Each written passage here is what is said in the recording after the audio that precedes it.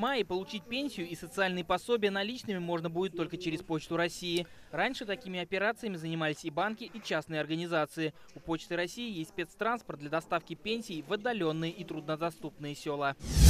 Сведения о запасах лекарств, медизделий и средств реабилитации для тяжелобольных детей с мая будут размещать на специальном информационном ресурсе. Также через эту базу можно отследить их перераспределение между организациями-получателями и узнать сроки поставки медицинских приборов и лекарств для детей с редкими заболеваниями. С 1 мая к школьным столовым будут единые требования. Правительство России утвердило условия на оказание услуг питания детей в начальных и средних школах. Запрещено из меню убирать горячие блюда и использовать посуду, не соответствующую санитарным нормам.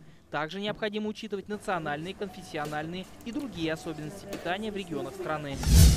С мая в России начнет действовать программа «Мама-предприниматель». Женщины с детьми или находящиеся в декретном отпуске могут обратиться в центр «Мой бизнес» и получить консультацию для создания и ведения своего дела. В мае управляющие компании многоквартирных домов должны продлить лицензии. Это касается всех УК страны. Срок истек в январе, но проверять управляющие организации во время отопительного сезона эксперты посчитали нецелесообразным. Без контроля могли остаться 60 тысяч домов в 30 регионах.